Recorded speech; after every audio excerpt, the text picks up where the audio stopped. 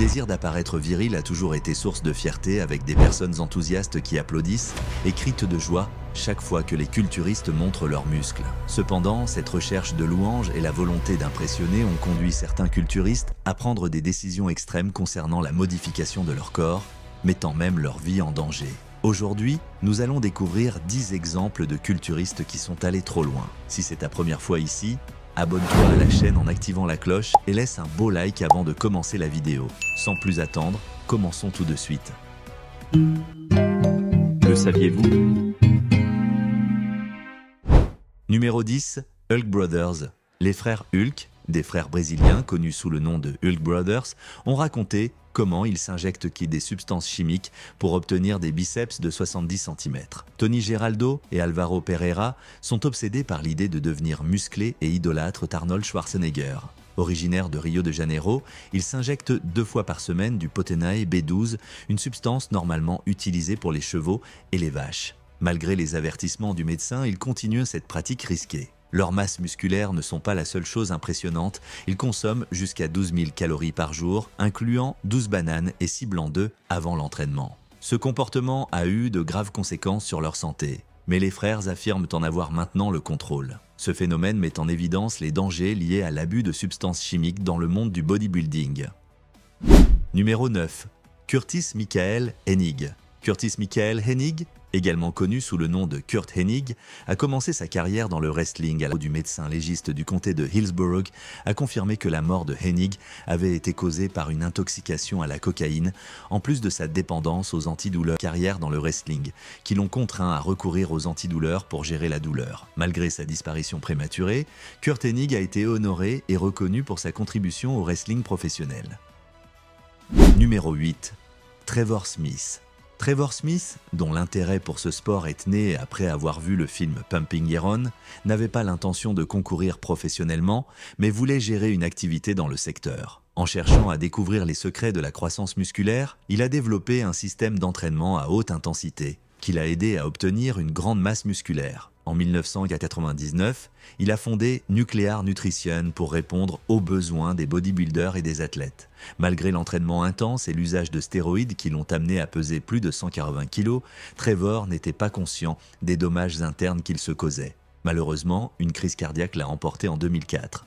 Selon l'American Urology Association, l'abus de stéroïdes et les doses élevées de testostérone peuvent causer des dommages graves au corps, notamment des problèmes cardiovasculaires et hépatiques. Numéro 7. Andreas Münzer. Né en Autriche, Andreas Münzer était célèbre pour son corps extrêmement défini. Il présentait une peau si fine qu'elle ressemblait à du papier. Pesant environ 100 kg, il a ajouté 20 kg de muscles de qualité tout en conservant cet aspect translucide qui le caractérisait. À cause de douleurs à l'estomac, il a été hospitalisé et on a découvert qu'il saignait intérieurement. Malgré une intervention chirurgicale rapide, ses organes avaient tout déjà cessé de fonctionner, le conduisant à la mort le 14 mars 1996. L'autopsie a révélé un effondrement général des organes, probablement causé par ses abus de stéroïdes anabolisants et de diurétiques. Malgré sa condition physique admirée, Münzer ignorait les dommages qu'il infligeait à ses organes avec ses pratiques extrêmes de régime et d'entraînement. Sa mort reste une leçon tragique sur les dangers des excès dans le bodybuilding. Numéro 6. Sally McNeil. Sally McNeil est un exemple de 2 culturistes qui sont tombés amoureux. Sally, mère de 2 enfants, s'est mariée avec Ray McNeil, également culturiste de succès. Tous deux ont eu des carrières impressionnantes dans le monde du bodybuilding, avec Sally qui a remporté 2 fois le championnat de physique des forces armées des États-Unis et Ray qui a été couronné Mister California en 1991. Sally a passé une enfance marquée par la violence dans une ville de Pennsylvanie. Malgré les abus subis en famille, elle a trouvé dans le bodybuilding une voie pour s'exprimer et a également tenté de faire carrière dans les Marines, mais a été renvoyée. Après son renvoi, elle a concentré son énergie dans le wrestling où elle est devenue connue sous le nom de Killer Sally. Cependant, sa vie a pris une tournure tragique lorsqu'elle a tiré et tué son mari Ray McNeil le jour de la Saint-Valentin en 1995, affirmant avoir agi en légitime défense. Cet événement a conduit à l'arrestation de Sally, qui a été condamnée pour meurtre au second degré et a reçu une peine de prison à vie en Californie. Le cas de Sally a été le sujet d'un documentaire sur Netflix intitulé « Killer Sally », qui examine son histoire, le crime commis et sa condamnation. Numéro 5. Greg Valentino.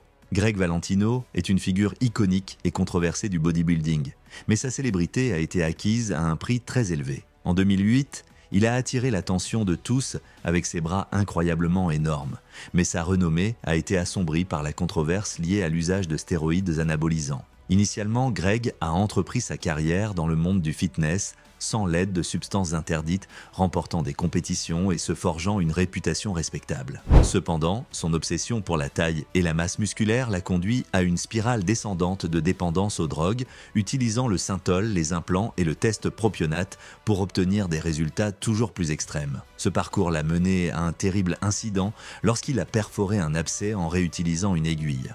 L'infection qui en a résulté a provoqué une douleur indescriptible et a nécessité une intervention chirurgicale d'urgence pour drainer le sang de son biceps. L'histoire de Greg est un avertissement éloquent sur les dangers de l'abus de substances dans le monde du bodybuilding et sur les conséquences catastrophiques que cela peut entraîner. Numéro 4. Dean Warby. En novembre 2014, Dean Warby, un passionné de fitness, a reçu la tragique nouvelle qu'il ne lui restait que quelques semaines à vivre après la découverte d'une grande tumeur au foie. Son décès est survenu à l'âge de 39 ans. Il a créé une page Facebook, atteignant presque 10 000 abonnés, où il a partagé ses expériences de la maladie. À travers cette page, il a raconté son parcours, de son diagnostic à sa mort, en décrivant la douleur qu'il vivait. Il publiait également des vidéos touchantes pour décrire sa lutte contre le cancer, illustrant son approche unique basée sur l'utilisation de médicaments naturels, de vitamines et d'un régime strict sans sucre ni viande. Dans le passé, son régime quotidien comprenait des hamburgers, des pizzas et des sandwichs au bacon, accompagnés de 7 à 8 canettes de boissons énergétiques. Avant de mourir, Warby a exprimé la conviction que sa quête de la perfection physique en tant que culturiste avait pu contribuer au développement de son cancer, ayant admis avoir pris des stéroïdes anabolisants pendant environ un an au début de sa carrière pour augmenter son énergie et sculpter ses muscles, suivant la tendance de l'industrie du fitness. Sa disparition s'inscrit dans un contexte triste de nombreuses autres morts dans le bodybuilding. Numéro 3. Greg Plitt. Greg Plitt a commencé sa carrière comme entraîneur personnel dans la vibrante ville de Los Angeles, où il a créé un programme d'entraînement célèbre. Ces programmes sont devenus extrêmement populaires, au point d'être publiés sur des sites web renommés dédiés au fitness comme bodybuilding.com, Men's Health, Muscle and Fitness et American Health and Fitness. Ne se contentant pas d'être une figure emblématique dans le monde du fitness et de la mode, Plitt a également entamé une carrière d'acteur. Grâce à sa présence athlétique et à sa personnalité magnétique, il a obtenu plusieurs rôles dans des productions télévisées et cinématographiques. Cependant, la carrière de Greg Plitt a été tragiquement interrompue lorsqu'il est mort dans des circonstances choquantes pendant le tournage d'une publicité pour une boisson énergétique de sa production. Plitt se trouvait sur une voie ferrée pour filmer une scène extrême pour la publicité lorsqu'il a été heurté par un train en marche. Cet incident tragique a soulevé de nombreuses questions sur la sécurité sur les plateaux de tournage et a laissé un vide dans le monde du fitness et de l'entertainment. Numéro 2. Mustafa Ismail. Mustafa Ismail, il est un bodybuilder égyptien autrefois reconnu par le Guinness des records pour avoir les plus gros biceps du monde. Sa dévotion au fitness s'est principalement concentrée sur le développement des bras, malgré les accusations d'utilisation de synthol qu'il a constamment rejetées. Bien qu'il ait admis avoir utilisé des hormones de croissance et des médicaments au cours de sa carrière, il affirme que sa forme physique actuelle est le résultat d'un régime riche en protéines et d'un entraînement intense. Lorsqu'il a été accusé d'utiliser du synthol pour obtenir la taille impressionnante de ses bras, Ismail a décidé de se soumettre à des tests médicaux au Japon qui ont prouvé son innocence. Sa motivation pour poursuivre le bodybuilding est née d'un épisode de harcèlement lors du mariage de son oncle, ce qui l'a poussé à commencer un entraînement rigoureux. Maintenant, grâce à sa détermination, il est capable de soulever des poids considérables, démontrant ainsi sa force physique incroyable. Numéro 1. Greg Kovacs.